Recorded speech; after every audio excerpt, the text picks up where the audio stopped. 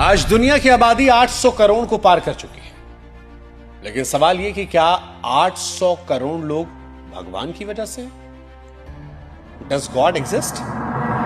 There is no God. Suppose there is God. Does God exist? Does God exist?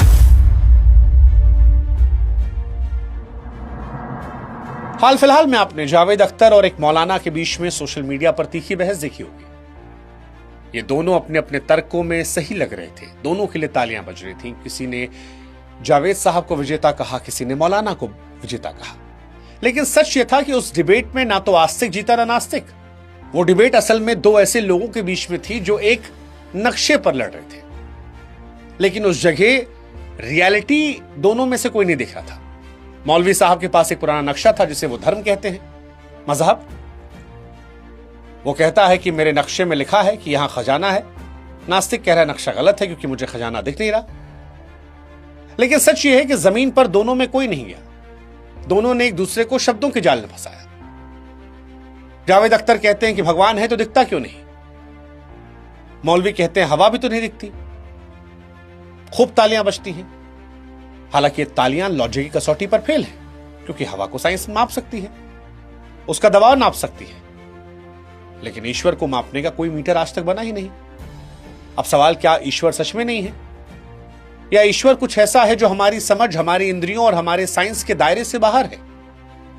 आज यही हम समझेंगे, लेकिन धर्म की पुरानी किताबों से नहीं, मॉडर्न साइंस, साइकोलॉजी और प्योर लॉजिक के जरिए। और आज उन पर्दों को हटाने की कोशिश करेंगे जो सदियों से हमारी आंखों पर पड़े हैं। सबसे पहले एक बहुत ही मॉडर्न और रोंगटे खड़े करने वाली बात। एलॉन मस्क जैसे आज के दौर के सबसे विजनरी लोग कहते हैं कि इस बात की संभावना है कि हम एक बेस रियलिटी में नहीं बल्कि एक सिमुलेशन में जी रहे हैं, यानी दुनिया जो है वो हकीकत नहीं, एक कोड है। इसे समझने के लिए हमें आज के सबसे powerful video game grand theft auto यानी जीटीए के मैकेनिज्म को समझना होगा। अगर आपने कभी कोई ओपन वर्ल्ड गेम खेला है तो आपको लगता है कि गेम के अंदर एक बहुत बड़ा शहर है, सड़कें हैं, इमारतें हैं। कंप्यूटर साइंस की हकीकत कुछ और है। कंप्यूटर पूरी दुनिया को एक साथ नहीं बनाता।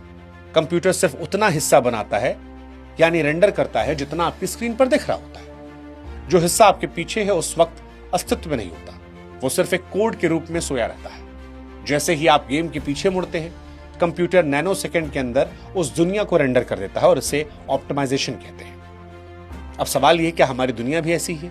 क्या हम भी किसी एडवांस गेम के कैरेक्टर हैं? और अगर हम कोड हैं तो प्रोग्रामर कहां पर है? यहीं पर आध्यात्मिक और वैज्ञानिक नजरिए एक साथ आते हैं। हम ईश्वर को इस गेम